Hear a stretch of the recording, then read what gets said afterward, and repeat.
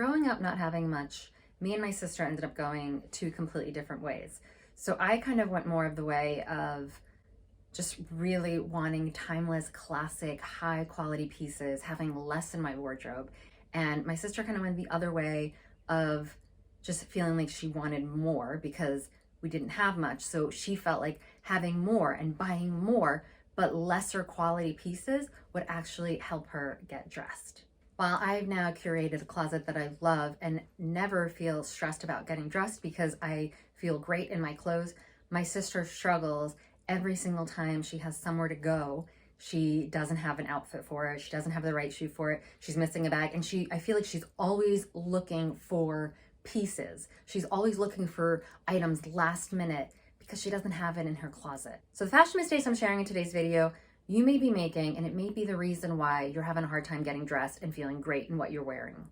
Buying fast fashion, I've talked about this before because it is really important. When an item isn't made of high quality, it's not gonna last. When it's not in a style that's classic, when it's just a trend item, it's not gonna last. When it's something that, costs $10 because they used really inexpensive fabric, the fabric's gonna fall apart. Having more is not gonna help you get dressed. And long-term fast fashion is creating this huge environmental problem. The second fashion mistake is not having a capsule wardrobe.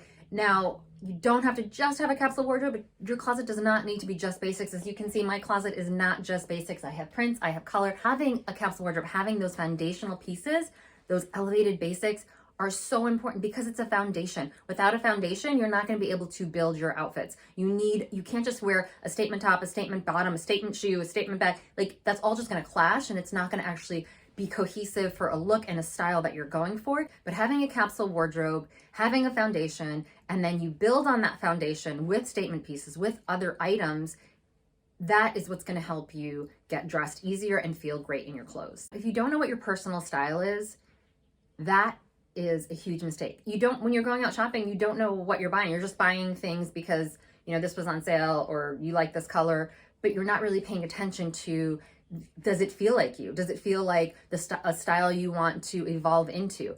And just taking some time and paying attention. What style do you like? How do you define your style or the style you would like? Is it classic? Is it edgy? Is it preppy? Is it bohemian? Is it feminine? There's so many different adjectives. Minimal.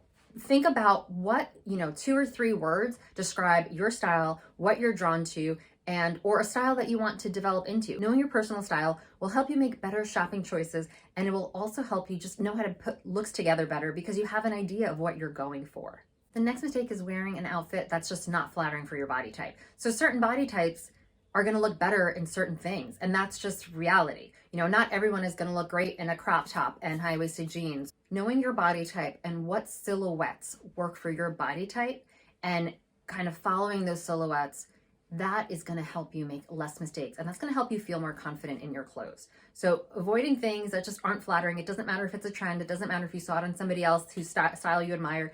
It might just not be right for you and your body type, and that's okay. Finding the items that are right for your body type is what's going to be more helpful. Another mistake that a lot of us make or have made is focus on buying trend items instead of investment pieces. If you're spending all your wardrobe budget on something that's trendy, it's not going to last for long. So you're always going to be shopping new items. Instead, saving up for investment pieces will not only make your clothes and your style be so much more elevated, it will actually help you feel so much better in your clothes and give you a closet full of pieces that are timeless, well-made, and that you love. The next thing is having a closet where you cannot find anything. Having things in your closet that are not wardrobe-related items, it's just clutter, it's become your storage space. That's a huge mistake people make. Your closet shouldn't be somewhere that you store everything. If you have a hard time finding items in your closet, chances are you're just going to go out and buy more items. There's some statistic that says that that's what a large percentage of American women do. When they can't find something, when they're missing a piece in their closet that they just don't know where it went, they just go out and shop. It's much more effective if you actually have a closet that's organized, that's clutter-free, and that you can see everything. Everything's hanging, everything has its place. It's just going to make your life so much easier. The next mistake I see people making is not taking care of their clothes. So instead of taking the time to hang dry items that you know will last longer if you hang dry them instead of throw them in the dryer, that's one example. Like, take the time, get a drying rack, and take the time to just hang them on the drying rack. Your clothes will last better, they'll look better. And also, if something says dry clean, get it dry cleaned. You don't have to get it dry cleaned every single time you wear it, but every third or fourth time, depending on, did you sweat in it? Did you get stained? Is it stained? Something like that. Just pay attention, take care of your clothes, use mesh bags. I am a huge fan of mesh bags. I put so many things in mesh bags in the wash and then I hang them to dry. Even some of my workout clothes, I like to put in a mesh bag and then hang them to dry. They just will last longer and look so much better. I used to get caught in this next mistake, and that is buying something because of the brand than what the item actually is. So whereas today I find certain brands that I just think make really great quality pieces, and those are the brands I gravitate towards. Years ago, I would gravitate towards certain brands because they would be at a certain price point, and I thought, well, if I had items from that brand, then something about, my style was going to be better. Well, that wasn't the case. Buying something only because of the brand versus it's an item you love, it's an item that goes in your closet, it's an item that you can mix and match, it's high quality, all the other factors that are helpful to be looking at when we're buying something, but buying something only because of the brand isn't really going to help you get dressed any better. The next mistake is wearing too many patterns together. So if you have a floral top, but you have plaid pants on, something like that. I mean, this is like, you're overwhelming your body with all these different patterns. So if you're gonna wear a pattern, stick to one pattern, unless sometimes, people like to think of like leopard or animal print as a neutral, and that can sometimes work with like a stripe. I instead like to look at my closet and find one item that's gonna make the statement for my outfit each day. So whether it's a blouse that's a statement, or it's a pant or a shoe or a bag, whatever it is, find one statement. And a statement is typically something that has a pattern or something that sticks out more than kind of your more basic classic silhouettes or colors. So find one pattern in your outfit that you love and let everything else be neutral. Let that one pattern be your statement. How many times do you go shopping without actually knowing what's in your closet and what you actually need? So this is another big mistake that I think most of us make or have made at one point or another. We're just shopping, but we don't really actually know what we need, or we don't really know what will work in our closet. I avoid low quality clothes at all costs because they don't last. The fabric doesn't feel as nice. And it's just another thing in my closet that I typically won't love. Fabrics and quality really elevate an outfit. They elevate a look. And especially if you're somebody that's drawn to certain fabrics that feel more soft or luxurious, even cotton, but you just want something that is going to be a higher quality fabric. It's just going to last longer and it's going to be more timeless in your wardrobe. Wearing too many accessories, having a statement necklace with statement earrings, with a statement bracelet, colorful.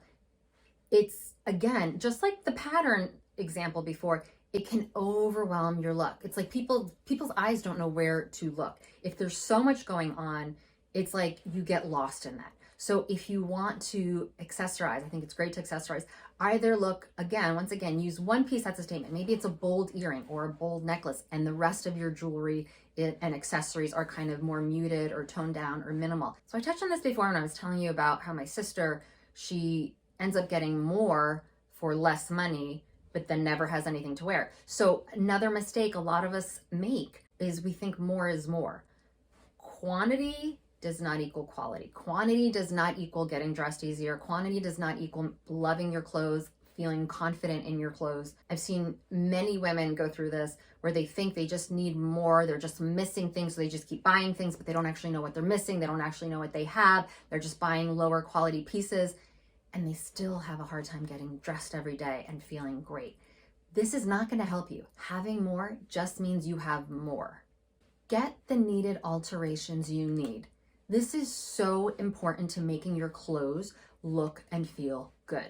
So if you have items in your closet that you're not wearing because you're just waiting to get that alteration, but you're kind of resistant to spending the money on, if you love the item, or there's a good high potential, you will love the item once it actually fits you well, get it altered. It's so worth the money to do that. It's going to elevate that item and you're actually going to wear it. If you have pieces in your closet that you're not wearing because they're not tailored, take the time to get them tailored. I made a video on this exact topic that I'll link up above and down in the description box for you guys because I think it is that important. That video shares some of the most common alterations that are helpful to get done. Steam your clothes. They will look so much better. Or iron. If you don't like to steam, iron your clothes. Now, this doesn't have to be for every single item. There's obviously items that do not need to be steamed or ironed. You don't need to be sitting and ironing like my grandmother in Greece would. You know, she would iron for 2 hours every day. She would iron the sheets. You don't need to do that. But if your clothes are not, you know, if they have wrinkles or they just look like they just came from the store on the hanger, steam them. They will just sit on your body so much nicer. Stop convincing yourself to buy an item that you don't love. If you're shopping and you are trying things on and you put something on and you have to convince yourself why this is a good item, why you should buy it, if you don't love it when you first put it on, the chances are you're not going to fall in love with it later. It's not like a relationship with a person where it takes time to fall in love. Clothes are different. You put it on in that first 7 seconds, take 7 seconds, that's it. What's that initial feeling that you get? Do you put it on and you love it?